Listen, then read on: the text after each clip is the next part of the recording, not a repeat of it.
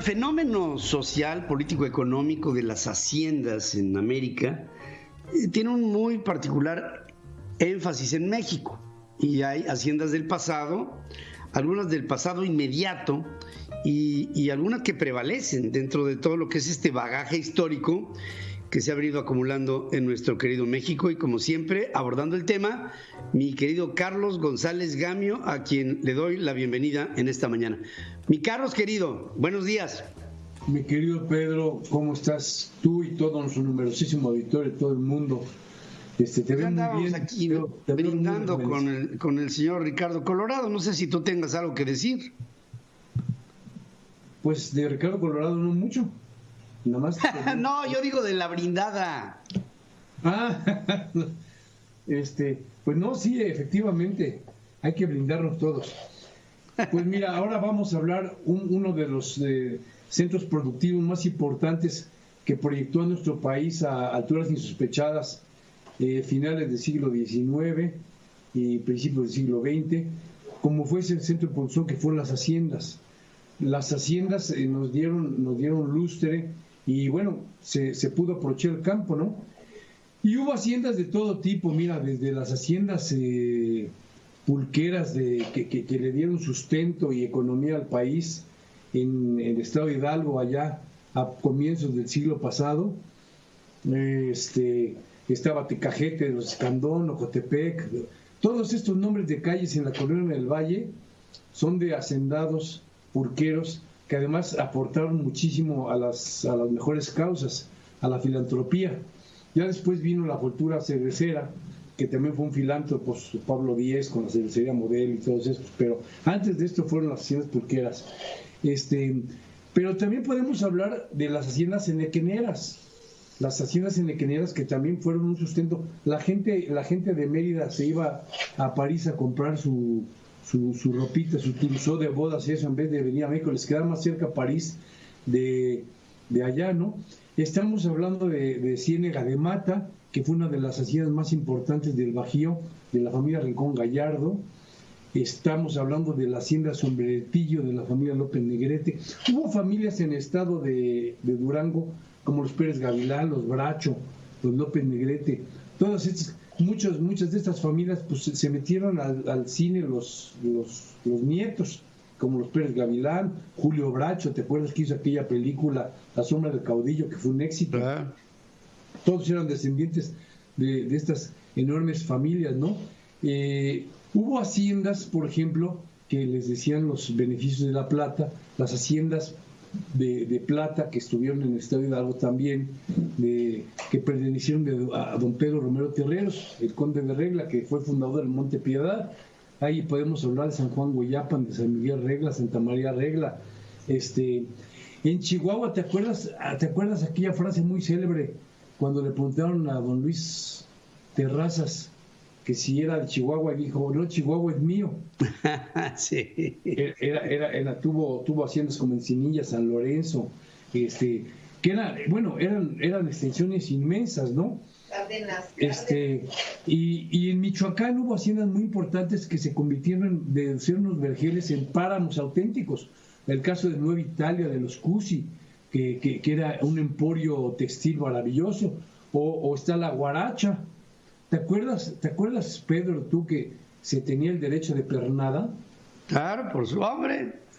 Era como era un título, era una forma similar de la que gozaba Luis XIV cuando él seleccionaba alguna hembra de su corte y la pareja de aquella resultaba privilegiado porque el rey favorecía a su dama. Y claro, entonces iban a tener un bebé güerito, hijo del rey. Entonces, bueno, Sí. Pues mira, precisamente en esa hacienda que fue de don Diego Moreno, la Guaracha, nació la efigie de Jiquilpan, don Lázaro Cárdenas. Nació en la hacienda, en la Guaracha, precisamente. Y ahí precisamente fue cuando en una cena que le ofrecieron los hacendados a don Lázaro Cárdenas, ahí dio a conocer su plan de agrario, precisamente de la expropiación de los bienes de los hacendados en la hacienda donde él había nacido, que era la Guaracha, precisamente. para que veas qué bonita es la vida, caray. Claro. Ahora, estamos hablando, por ejemplo, también de haciendas que se convirtieron en emporios industriales. Ahí tenemos el caso de Miñahuapan, había haciendas, ¿te acuerdas de Reses Bravas en Tlaxcala? Ahí estaba Piedra Negra, en Miñahuapan. Hubo una hacienda preciosa que se llamó Chapingo, que fue del Manco González, que es una hacienda que le compró tenía una novia que era una bailarina rusa guapísima, que acabó convirtiéndose pues en Chapingo en una escuela de agronomía muy famosa. Tenemos el caso de Coatepec, que fue una hacienda cafetalera de don Justo Fernández, que era una hacienda espléndida, que tenía el mejor café del mundo, lo que se llama café de altura. Y bueno, pues acabó siendo también un emporio turístico, un fraccionamiento. Podemos hablar también, ¿sabes de qué? De Pastejé, que fue una hacienda preciosa, que fue una hacienda lechera, después fue de Reses Bravas, fue de don Eduardo Iturbide, que era el regente de la ciudad en época de Victoriano Huerta. Y acabó siendo después de Alejo Peralta. Y después fue creo que de Cantinflas y de Carlos Arruza, y acabó Alejo Peralta haciéndola una ciudad industrial, que es una cosa impresionante de una... Fíjate que de esa Pastejé se hizo la relación de amistad entre Alejo Peralta y Mario Moreno, que después ya caminaron en tándem hasta el final de los días de los dos. Ah, mira, efectivamente. Ahora pasas por ahí y ves a cerca de 30,000 obreros que salen como hormiguitas a trabajar, a comer y regresan. Ha sido convertida en un emporio industrial donde se producen distintas cosas, ¿no? Pero sí, tiene razón.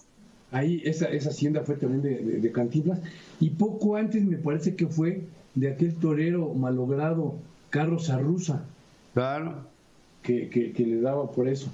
Y de esa Pastejé es de donde despega el helicóptero de Ernesto Peralta, que acaba en el suelo, se cae el helicóptero, porque antes de ese evento, Ernesto Peralta golpea a un trabajador, le pega en la cara porque hizo algo mal, y los trabajadores se desquitan, le echan azúcar al tanque de la turbocina, y el helicóptero despega y se va abajo, y se mata.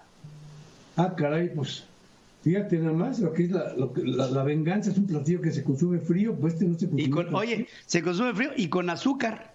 Y con azúcar. Hablando de... Oye, el Enequén, nada más te quiero decir, Temozón fue una hacienda primorosa, igual que Mesné, que fueron haciendas enequeneras, que se filmó una película que se llamó Valle Nacional, donde se supone que trataban como esclavos a todos los trabajadores mayitas que trabajaban en el Enequén. Luego ya vino el Enequén, vino el nylon y acabó el Enequén. Y acabó.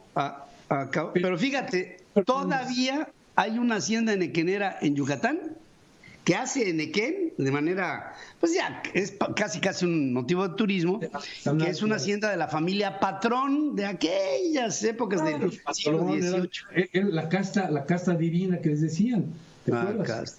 Después se volvió la casta beduina, porque los libaneses son los que se hicieron ricos allá. Y ahora, ¿sabes quién? El exbanquero del Banco Nacional de México, Roberto Hernández, dicen que ha comprado unas haciendas espectaculares y las ha hecho hoteles de lujo. Me ha tocado estar en alguno de esos hoteles y son verdaderamente un sueño de las 1001 noches, querido amigo. Vale la pena ir. Pues a ver qué día invitas, manito. Pero el día que usted quiera, nada más que nos vacunen, estás invitado. Cuenta conmigo. Te abrazo, querido Carlos. Te mando un abrazo, mi querido Pedro. Yo también, mi querido amigo Carlos González Gamio.